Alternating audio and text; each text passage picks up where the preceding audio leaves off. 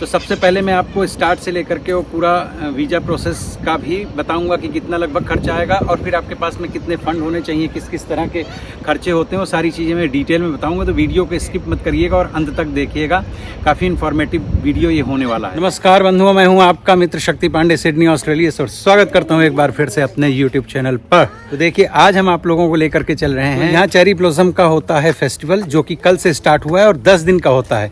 Means cherries के जो पेड़ होते हैं उनमें 10 दिन ही लगभग फ्लावर्स होते हैं, उसके बाद में सब खत्म हो जाते हैं। तो आज सेकेंड डे है और संडे भी है। तो ऐसे तो ये जापानीज फेस्टिवल है। $15.30 for adult, 5 to 16 years old बच्चों के लिए $6.65 ये चार्जेस हैं, और पेंशनियर्स के लिए भी $6.65 ही चार्जेस हैं। नॉर्मल डेज में भी यहाँ पे इस पार्क में जाने के जो है तो चार्जेस हैं, कुछ $5 या $10 लगते हैं। पर अच्छी बात यह है कि जो भी लोग कम्बरलैंड काउंसिल के अंतर्गत आते हैं उनके लिए हमेशा फ्री होता है और अभी भी फ्री है। सो फॉर्चुनेटली हम लोग जो हैं कम्बरलैंड काउंसिल में हमारा आता है घर ग्रेसलेंड्स, तो इसके लिए हमारी एंट्री तो फ्री है, लेकिन टिकट उसके लिए भी बुक करनी पड़ेगी। जैसे काफ़ी बड़ा है यहाँ पे, कई प्रकार के जो हैं तो जीव जंतुओं को भी रखा है, जैसे चिड़ियाघर वगैरह में रखा जाता है, पिकॉक वगैरह हैं, कैंगरू हैं और भी दूसरे हैं। आपको ये हम दिखाएंगे भी, और साथ ही साथ इस ब्लॉग में मैं आपको बहुत ही इम्पोर्टेंट इन्फॉर्मेशंस देने वाला हूँ ऑस्ट्रेलिया से रिलेटेड। तो अब ये देखिए मेरे सामने जो है, ये जो पिंक कलर के दिख रहे हैं, ये चेरी के पेड़ हैं और इनमें खूब सारे फ्लावर्स आए हुए हैं। बस 10 दिन के बाद में यहाँ एक भी फ्लावर नहीं दिखाई देगा। और आप देख सकते हैं चारों तरफ पब्लिक कितनी है। तो बने रहिए वीडियो के एंड तक।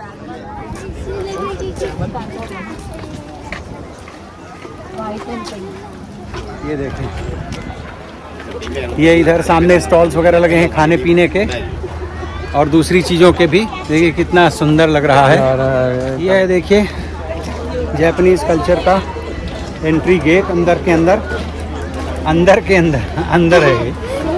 और बाकी तो मेन गेट वहाँ पर था। So you have to exit that direction. That way, then you have to turn around. Stop touching me. Stop it.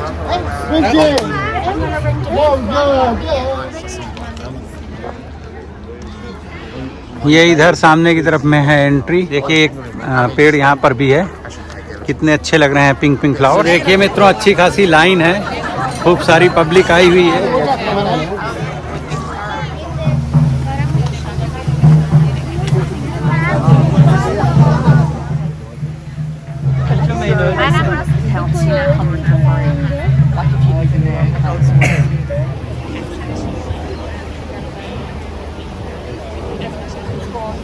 ये देखिए, ऐसा नहीं कि यहाँ पर केवल चेरीज के ही पेड़ हैं, दूसरे और भी बहुत सारे पेड़ हैं और खूबसूरत है। और ये मैं जो बता रहा था, ये छोटा सा देखिए जलाशय है, यहाँ बहुत सारी डक्स वगैरह होती हैं। ये देखिए लोग रुक करके फ़ोटो और वीडियोस क्लिक कर रहे हैं, फ़ोटो खींच रहे हैं। देखिए यहाँ पे एक जलप्रपात बना हुआ है, ये यहाँ से ऐसे आता है जल, ऐसे जाता है। देखिए कुछ लोगों ने अपने डेरे जमा करके यहाँ पर पिकनिक मनाना शुरू कर दिया, स्पेशली इंडियंस। खाने पीने का सब सामान लेकर के हर जगह पहुंचने वाली हमारी परंपराएं हैं, उनका निर्वहन हम हर जगह करते हैं, और चाहे एयरपोर्ट हो और चाहे गार्डन हो। लक्ष्मण रेखा खींच दी है कि इसके बियॉन्ड नहीं जा सकते हैं इस वक्त। ये देखिए इधर लाइन से बहुत सारे चेरी के लगे हुए छोटे छोटे पौधे है, बहुत खूबसूरत। ये तो अभी एक छोटा सा पोर्शन मैंने आपको दिखाया है। अभी जब अंदर साइड में जाएंगे तो वहाँ काफ़ी बड़ा बुश वॉक भी है। यहाँ ऐसा नहीं होता, ये बहुत रेयर है कि इतनी पब्लिक एक साथ कहीं पर गैदर होती हो। तो बिल्कुल इंडिया वाला फील मिल रहा है और अच्छा लग रहा है, कुल मिला जुला करके बहुत अच्छा लग रहा है।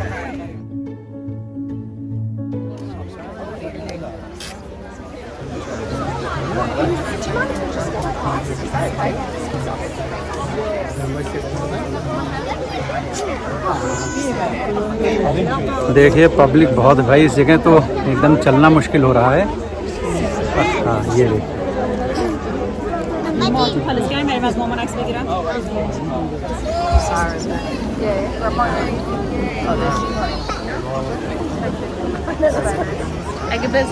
ये देखो पाड़े जी फोटोग्राफर बन गई हैं।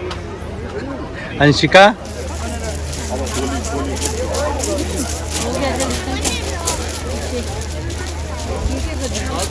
Okay, please got it. ये है देखिए, अगर साल के आप किसी और दिन आते हैं तो यहाँ से एंट्री होती है ये वाले गेट से।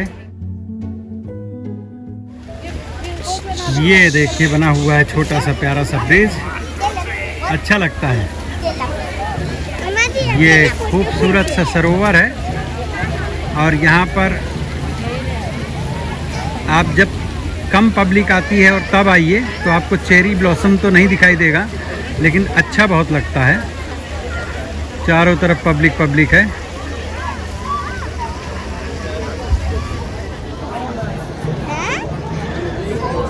ये देखिए अली बाबा 40 चोर का गेट बना हुआ है।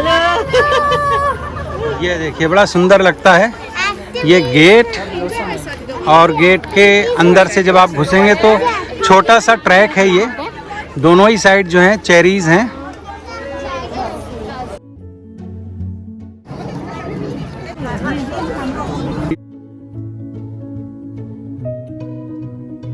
भाई काफ़ी अच्छा टूर है यहाँ का। यस, ये पूरा जो गार्डन है, पूरा जो पार्क है, ये जापानीज़ कॉन्सेप्ट में है।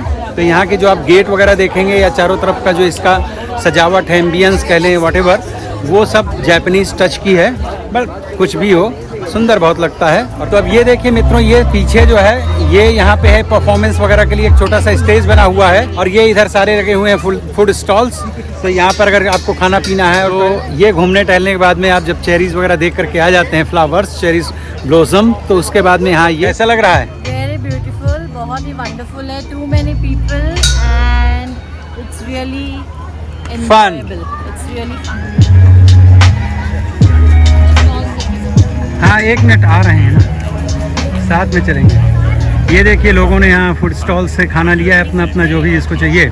यहाँ इंडियन फूड स्टॉल भी होगा एक आधा तो, क्योंकि आजकल यहाँ किसी भी ऐसे इवेंट में इंडियन फूड स्टॉल तो मोस्ट ऑफ द टाइम होता ही होता है। तो यहाँ पर भी होगा। लोग एंजॉय कर रहे हैं आज अपना छुट्टी का दिन।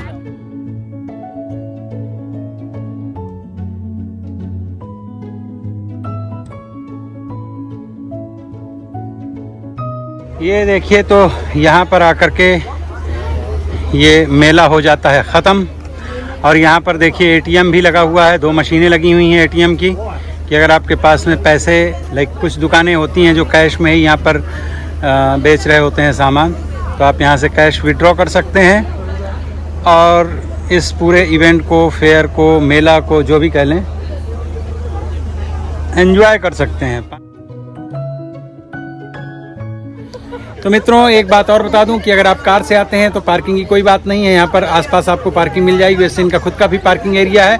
पर अगर आप बस से आना चाहते हैं, पब्लिक ट्रांसपोर्ट से आना चाहते हैं, तो स्टेशन से लेकर के और यहाँ तक के लिए स्पेशल बसेस चलती हैं 10 दिन के लिए, और बाकी डेज में भी आसपास बसें आपको मिल जाएंगी। तो चलिए मित्रों, आज मैं आपको बताता हूँ कि अगर आप ऑस्ट्रेलिया आना चाहते हैं तो आपको लमसम कितना खर्चा उठाना पड़ सकता है। I mean, कितने पैसे होने चाहिए आपको ऑस्ट्रेलिया आने के। तो सबसे पहले बात कर लेते हैं यहाँ के इंग्लिश एग्ज़ाम की, जिसको कहते हैं आइल्स एग्ज़ाम। या तो आप पीटी दे दें, आइल्स दे दें, दोनों ही बात तो एक ही है। लेकिन और दोनों के चार्जेस भी लगभग एक ही जैसे हैं। एक बार आप अटैम्प्ट करते हैं, I mean, एक बार अगर आप एग्ज़ाम देते हैं तो लगभग 14,000 रुपये का उसमें खर्चा आता है।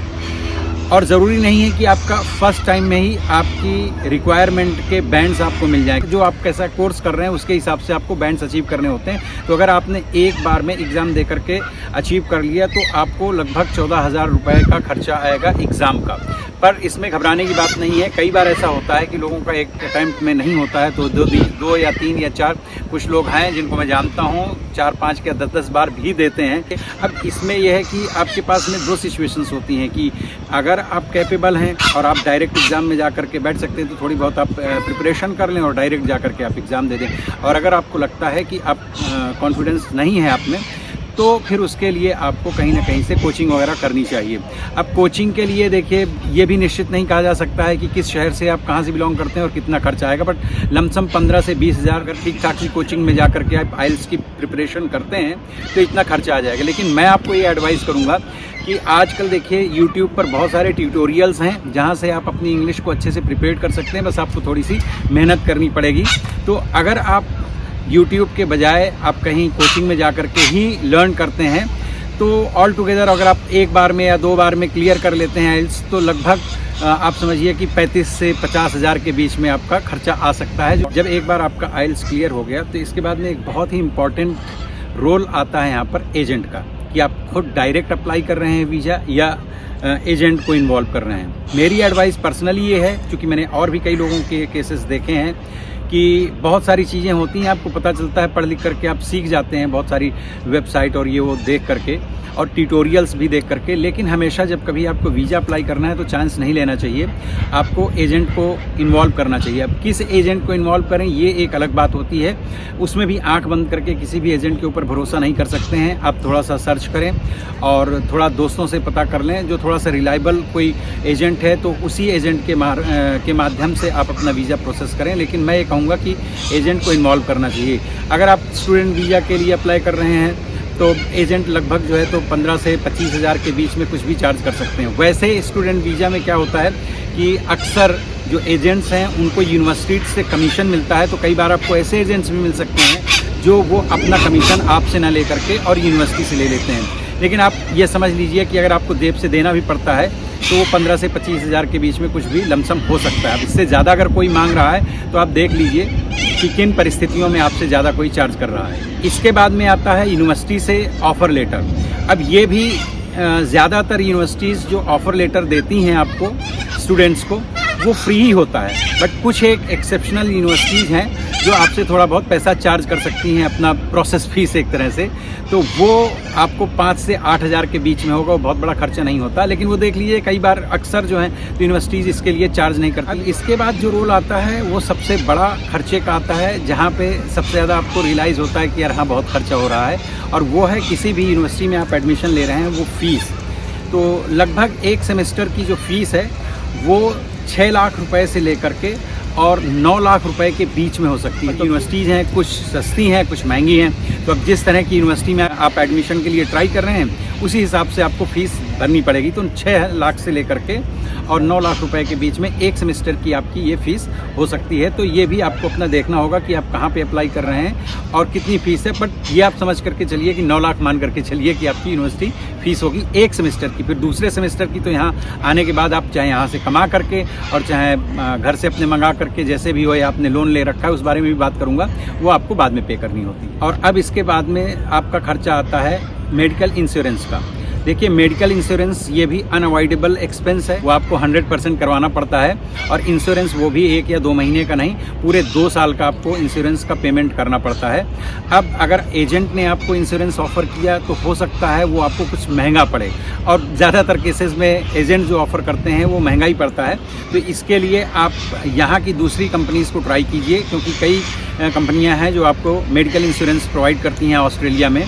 मैं उसका लमसम आपका 2 साल का जो खर्चा है वो 70,000 से और 1 लाख रुपए के आसपास एक व्यक्ति का पड़ेगा। अगर आप 2 लोग आ रहे हैं, मीन्स हस्बैंड एंड वाइफ आ रहे हैं, पार्टनर्स आ रहे हैं, तो इसको आप डबल कर दीजिए, लगभग 1.5 लाख, पौने 2 लाख के आसपास में खर्च पड़ेगा। और एक चीज़ यहाँ पर आप अपने दिमाग में रखिएगा कि ये जो मेडिकल इंश्योरेंस है ये 2 साल का होता है फर्स्ट ऑफ ऑल, और इसमें डेंटल प्रॉब्लम्स और या आइज से रिलेटेड जो कोई ट्रीटमेंट है वो इंक्लूड नहीं होता। तो अगर आपको इन्हें भी इंक्लूड करवाना है तो फिर आपके उसमें चार्जेस बढ़ जाएंगे। एक चीज़ और यहाँ एडवाइजेबल है भाई, क्योंकि मैं देखिए जब गाड़ी चलाता हूँ तो मुझे चश्मा लगता है, तो अगर आपको लगता है नंबर वगैरह है तो आप 1-2 चश्मे जो हैं स्पेयर में लेकर के आइए, क्योंकि कभी अगर एक आधा टूट गया तो फिर आपको दिक्कत होगी। क्योंकि अगर यहाँ बनवाने पड़े तो बहुत एक्सपेंसिव होंगे। मैंने लास्ट ईयर बनवाया था अपना एक चश्मा जो नंबर का था, तो मैंने करीबन $650 खर्च किए थे। तो आप इससे कम भी करोगे तो भी $400-500 तो खर्चा आएगा। तो इससे बेहतर है कि ये आप अवॉइड करें। इसके बाद में एक खर्चा और आता है जिसे कहते हैं मेडिकल। तो जब आप वीज़ा प्रोसेस के लिए फ़ाइल लगाएंगे फाइनल स्टेज पे, तो आपको करवाना पड़ेगा मेडिकल। वैसे तो वो सारा कुछ आपको एजेंट ही बता देंगे कि ऑस्ट्रेलियन गवर्नमेंट के अपने कुछ मेडिकल सेंटर्स हैं इंडिया में, इनके खुद के नहीं हैं, जिनके साथ में इनके कॉन्ट्रैक्ट्स हैं। आपको स्पेशल वहीं पे जा कर के और मेडिकल करवाना होता है। वो एक्सपर्ट होते हैं और वो काफ़ी स्ट्रिक्ट होता है। देखिए, क्योंकि हमने खुद भी करवाया था PR के टाइम में, तो और स्ट्रिक्ट होता है। स्टूडेंट्स का तो मुझे लगता है थोड़ा बहुत हो सकता है लीनियंट हो आपके साथ में, लेकिन वो काफ़ी अच्छा ठीक ठाक सा आपकी पूरी बॉडी का चेकअप होता है। अगर आपको कोई सीवियर प्रॉब्लम है, कोई बड़ी बीमारी है, तो डेफिनेटली उसमें बहुत हाई चांसेस हैं कि आपका वीज़ा जो है रिजेक्ट हो जाए, कैंसिल हो जाए या आपको वीज़ा ग्रांट ना हो। ऑस्ट्रेलियन गवर्नमेंट नहीं चाहती है कि कोई ऐसी डिजीज़ या ऐसी कोई प्रॉब्लम इस देश में आकर के स्प्रेड हो। मैं बात कोरोना की नहीं कर रहा हूँ, ये तो कोरोना कल आया है, पर ये इसके पहले से इनका मेडिकल होता ही होता था। अगर आप स्टूडेंट वीज़ा या PR में आते हैं, उसके चार्जेस जो हैं, अब देखो हमारे टाइम पे तो लगभग कुछ 5,000 रुपये थे, पर अब 7,000 ईच पर्सन।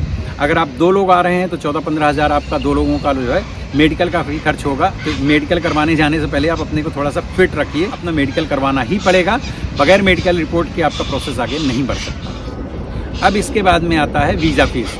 तो अगर आप अकेले हैं तो एक व्यक्ति का 39,000 वीज़ा फ़ीस होती है, और अगर आप स्पाउस हैं आपके साथ में, अगर 2 लोग हैं, हस्बैंड एंड वाइफ हैं, तो उसका आप डबल कर लीजिए, लगभग 80,000 के आसपास में वीज़ा फ़ीस खर्च होगी।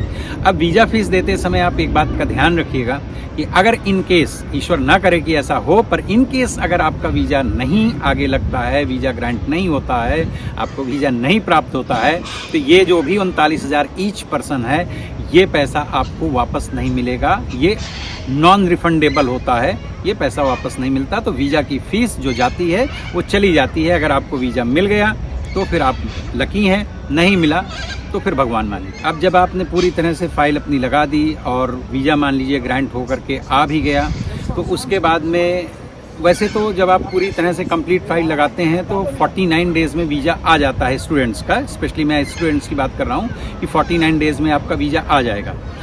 लेकिन वीज़ा आ जाने के बाद में मतलब आपको फ़्लाइट की टिकट की ज़रूरत पड़ेगी। तो मैं यहाँ एक व्यक्ति का लगभग बताता हूँ। अब ये थोड़ा सा फ़्लाइट वाला जो मैटर है अभी थोड़ा सा चेंज हो गया है, थोड़ा नहीं काफ़ी चेंज हो गया है। कोरोना से पहले देखिए काफ़ी ईजी था ट्रैवल करना, मुझे लगता है वर्ल्ड वाइड काफ़ी सस्ता हुआ करता था।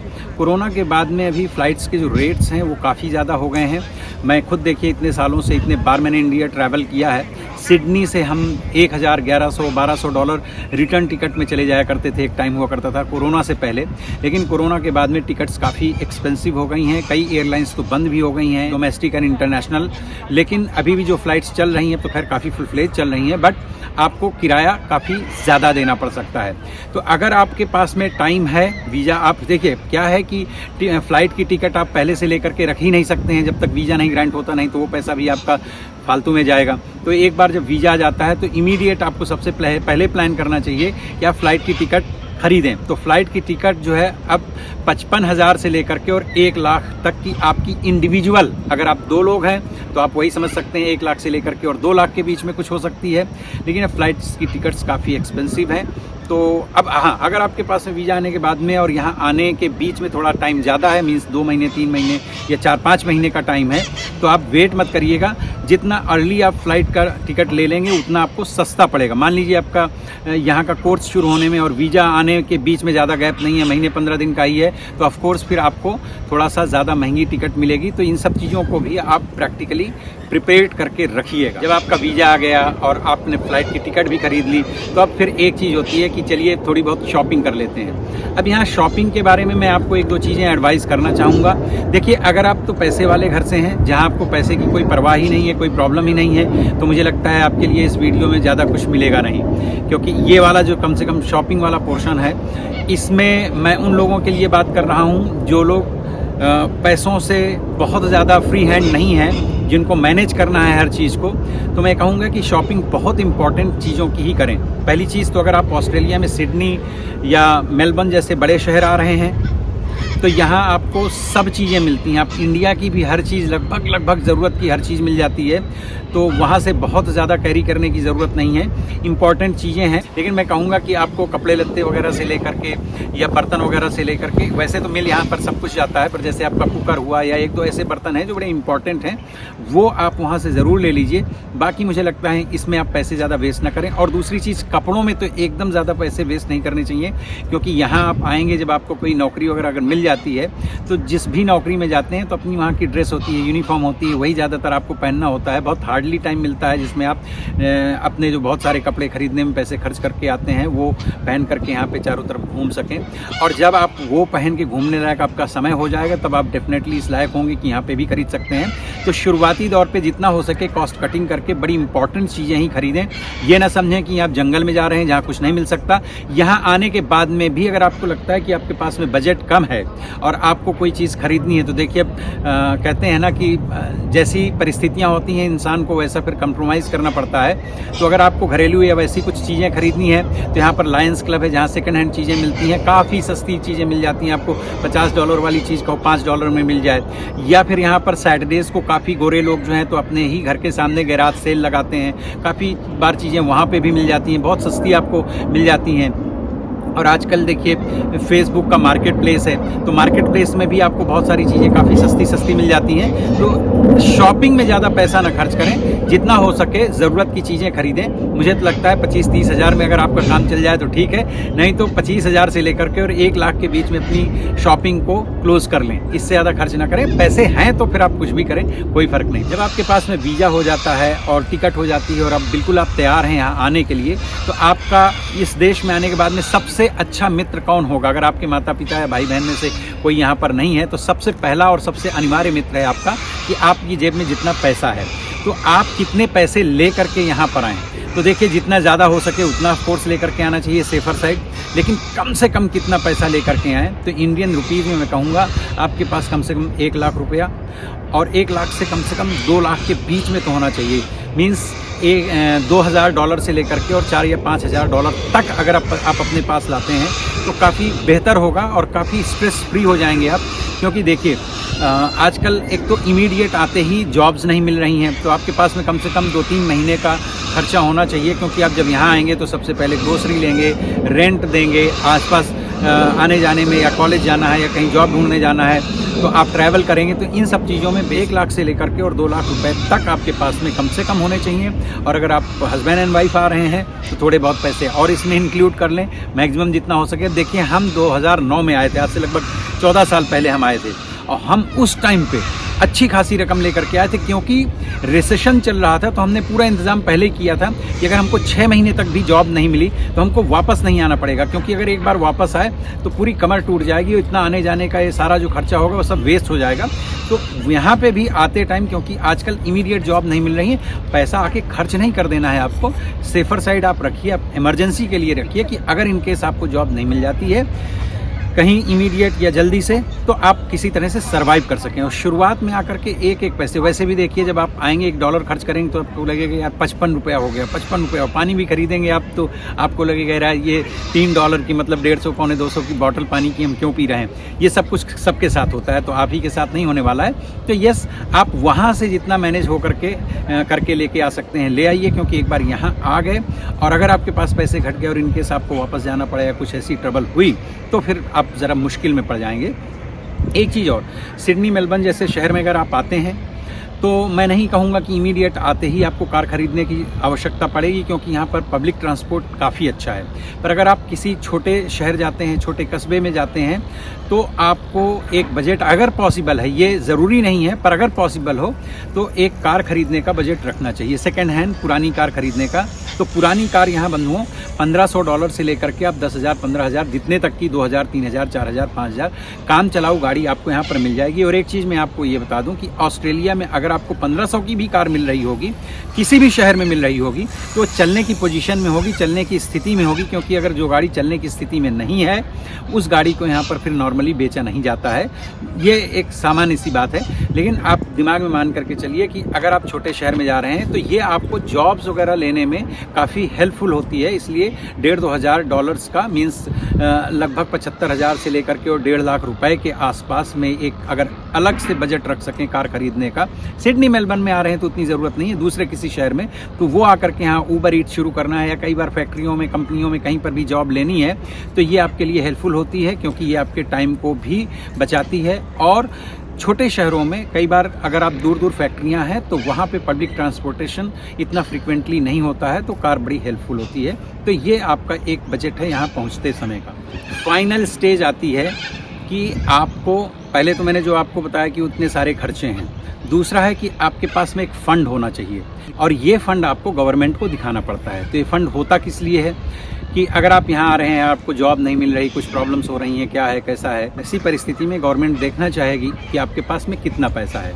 तो एक व्यक्ति को इंडिविजुअली 34 लाख रुपए होने चाहिए उसके बैंक अकाउंट में, जो कि गवर्नमेंट को आपको शो करना पड़ेगा कि भाई ये पैसे, अब ये पैसे आपको फंड क्यों दिखाने होते हैं, जिससे आप साल भर की फीस भर सकेंगे यहाँ आने के बाद में, 1 साल सर्वाइव कर सकेंगे। इमरजेंसी में अगर आपको कहीं इंडिया या अपनी ओरिजिन कंट्री को ट्रैवल करना पड़ता है तो आपके पास में 34 लाख का फंड होना चाहिए। भैया 34 लाख से ज़्यादा हो तो अच्छी बात है, पर कम से कम 34 लाख का फंड होना चाहिए। और अगर हस्बैंड एंड वाइफ हैं तो फिर आपका 39 लाख का फंड होना चाहिए, मींस 1 लाख कम 40 लाख, मतलब 40 लाख ही समझ करके चलिए। तो अब ये फंड आप कहाँ से दिखा सकते हैं? एक तो ये फंड आप दिखा सकते हैं अगर आप स्टडी लोन लेते हैं बैंक से, तो बैंक का जो लोन होगा ऑफ कोर्स वो दिखा देंगे, तो फिर दूसरी कोई दिखाने की ज़रूरत नहीं है, वो फंड काफ़ी है। या फिर आपको स्कॉलरशिप का, कई बार होता है कि आपको पूरी की पूरी स्कॉलरशिप मिल रही है तो स्कॉलरशिप का फंड दिखा दीजिए, तो भी गवर्नमेंट उससे सेटिस्फाइड हो जाती है। या फिर आप अपना खुद का फंड दिखाइए।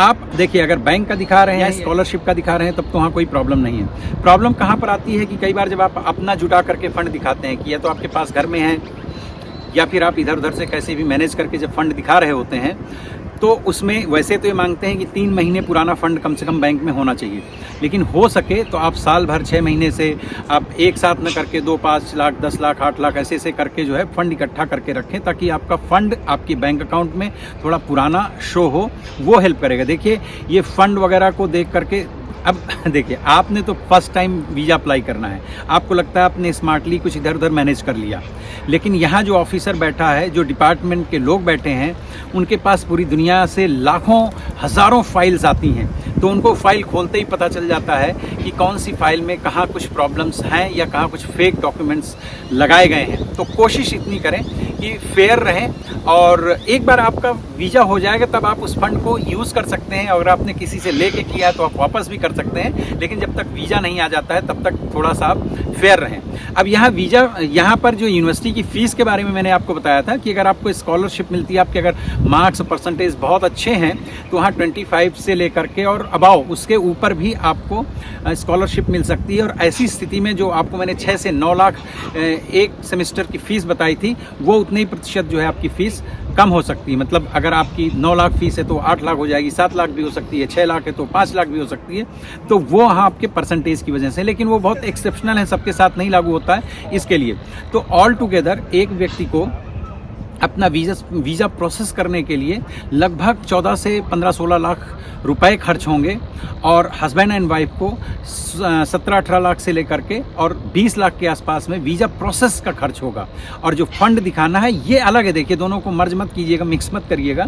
ये जो फंड दिखाना है ये 34 लाख इंडिविजुअल का है, हस्बैंड एंड वाइफ का 39 लाख, लगभग 40 लाख। और अगर आपके साथ में बच्चे हैं तो हर चीज़ में फिर थोड़ा थोड़ा पैसा उस चीज़ का बढ़ा करके और देख लीजिएगा। कई बार स्टूडेंट्स क्या करते हैं, अगर उनके बच्चे हैं भी तो साल 2 साल के लिए वो अपने पेरेंट्स के पास छोड़ करके आते हैं, क्योंकि बच्चों को जब यहाँ पर अगर आप लेके आते हैं और वो स्कूल गोइंग एज में हैं तो फिर यहाँ स्कूल की फ़ीस भी स्टूडेंट्स को इंटरनेशनली जो चार्जेस हैं वो भरने पड़ेंगे, जो कि काफ़ी ज़्यादा एक्सपेंसिव होते हैं। तो इसके लिए मैं कुछ इसमें एडवाइस नहीं करूँगा, क्योंकि आपका इमोशनल मामला है और आपकी आर्थिक हैसियत क्या है, परिस्थितियाँ क्या हैं, उसके अनुसार आप डिसीजन लीजिएगा।